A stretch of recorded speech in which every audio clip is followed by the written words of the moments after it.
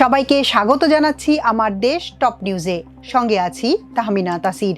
শুরুতেই জানিয়ে দিচ্ছি সংবাদ শিরোনাম। ডাকসুর পর জাকসুতেও শিবিরের জয় জয়কার। জাকসুতে বিজয়ীরা কে কত ভোট পেলেন? জাকসুতে চতুর্থ স্থানে ছাত্রদলের ভিপি প্রার্থী জিএস তৃতীয়। ৩৩ বছর পর জাকসু নির্বাচন, ৪৮ ঘন্টা পর ফল ঘোষণা। বাংলা মোটরে ঝটিকা মিছিল, আওয়ামী লীগের ৭ নেতাকর্মী গ্রেফতার। দুর্গাপূজায় শিক্ষা প্রতিষ্ঠানে টানা ১২ দিনের ছুটি। এবার বিস্তারিত। জাহাঙ্গীরনগর বিশ্ববিদ্যালয় কেন্দ্রীয় ছাত্র সংসদ জাকসু নির্বাচনে ২৫টি পদের মধ্যে ২১টিতেই শিবিরের প্যানেলের প্রার্থীরা নিরঙ্কুশ জয়লাভ করেছে। শনিবার বিশ্ববিদ্যালয় নির্বাচন কমিশন চূড়ান্ত ফলাফল ঘোষণা করেছে। ভিপি পদে স্বতন্ত্র প্রার্থী আব্দুর রশিদ জিতু ও জিএস পদে ছাত্র শিবির নেতৃত্বাধীন প্যানেল সমন্বিত শিক্ষার্থী জোটের মাজহারুল ইসলাম নির্বাচিত হয়েছেন। নির্বাচনে এজিএস ছাত্র পদে ফেরদৌস আল হাসান ও এজিএস ছাত্রী পদে আয়েশা সিদ্দিকা মেঘলা নির্বাচিত হয়েছেন। তারা দুজনেই ছাত্র শিবির সমর্থিত সমন্বিত শিক্ষার্থী জোটের প্রার্থী। এর আগে ঢাকা বিশ্ববিদ্যালয় কেন্দ্রীয় ছাত্র সংসদ ডাকসু নির্বাচনে ২৮ পদের ২৩টিতেই জয়লাভ করে শিবির সমর্থিত ঐক্যবদ্ধ শিক্ষার্থী জোট। এর আগে গত বৃহস্পতিবার সকাল ৯টা থেকে শুরু হয়ে বিকেল ৫টা পর্যন্ত চলে জাকসু নির্বাচনের ভোট গ্রহণ। ওই দিন রাত ১০:১০ থেকে ভোট গণনা শুরু হলেও তা এখনো চলমান। এবার মোট ভোট পড়েছে প্রায় ৬৭-৬৮%। জাকসু নির্বাচনের ফলাফল ঘোষণা করা হয়েছে আজ সন্ধ্যায়। এই ফলে প্রার্থীদের পাওয়া ভোটের চিত্র তুলে ধরা হলো এখানে। ভিপি পদে আব্দুর রশিদ জিতু মোট ভোট পেয়েছেন ৩,৩৩৪। জিএস পদে মোহাম্মদ মাজহারুল ইসলাম মোট ভোট পেয়েছেন ২,৯৩০। এজিএস ফেরদৌস আল হাসান ভোট পেয়েছেন ২,৩৫৮। এজিএস আয়েশা সিদ্দিকা মেঘলা ভোট পেয়েছেন ৩,৪০২। শিক্ষা ও গবেষণা সম্পাদক পদে আবু ওবায়দা ওসামা ভোট পেয়েছেন ২,৪২৮। পরিবেশ ও প্রকৃতি সংরক্ষণ বিষয়ক সম্পাদক মোহাম্মদ সাফায়েত মীর ভোট পেয়েছেন ২,১১১।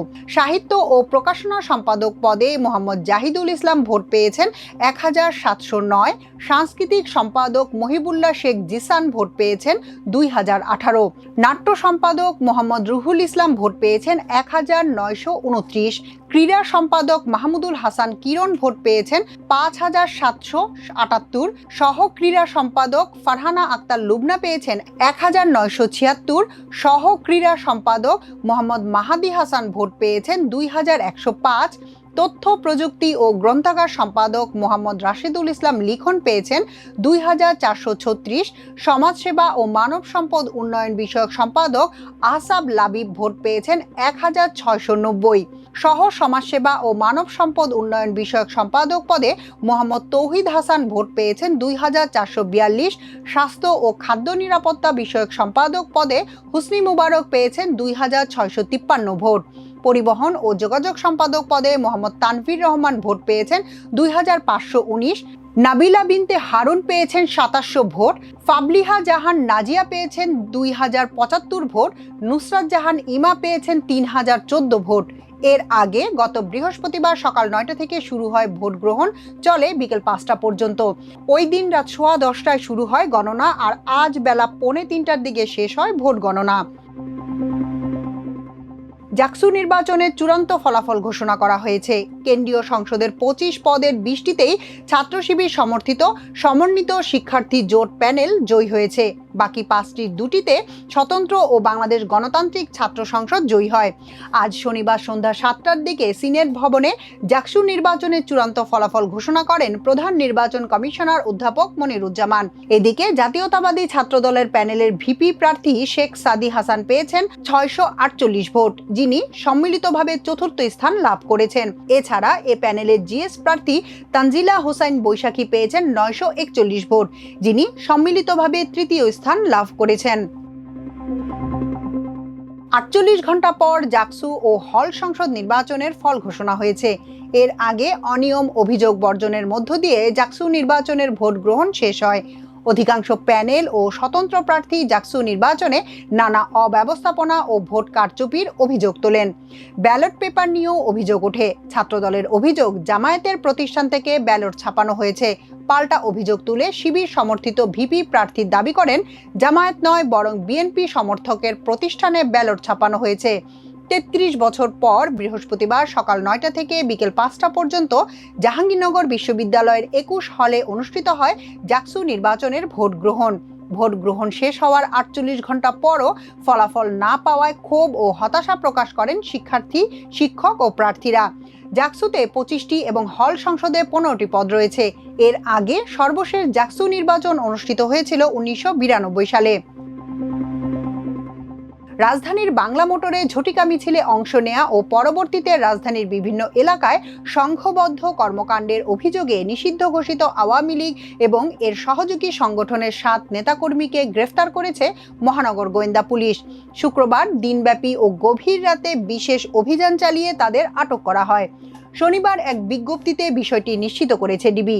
গ্রেফতার ব্যক্তিদের মধ্যে রয়েছেন আওয়ামী লীগের কৃষি ও সমবায় কেন্দ্রীয় উপকমিটির সদস্য রোমান আহমেদ, সাবেক তথ্য ও গবেষণা উপকমিটির বিজ্ঞান ও প্রযুক্তি বিষয়ক সম্পাদক ও ছাত্রলীগ কেন্দ্রীয় কমিটির সাবেক নির্বাহী সদস্য সঞ্জীব ইসলাম আফেন্দি, কিশোরগঞ্জের বাজিতপুর উপজেলা ছাত্রলীগ সদস্য নাবেদ আহমেদ নব, কিশোরগঞ্জের ইটনা থানার ছাত্রলীগ নেতা মোহাম্মদ মিজানুর রহমান, আওয়ামী লীগের কেন্দ্রীয় উপকমিটি ত্রাণ ও সমাজ কল্যাণ সম্পাদক জাকির হোসেন, তেজগাঁও থানা যুবলীগের ২৬ নম্বর ওয়ার্ডের স্বাস্থ্য বিষয়ক সম্পাদক মোহাম্মদ জসিম উদ্দিন এবং বংশাল থানার ৩৩ নম্বর ওয়ার্ডের সাংগঠনিক সম্পাদক মোহাম্মদ সানাকাত।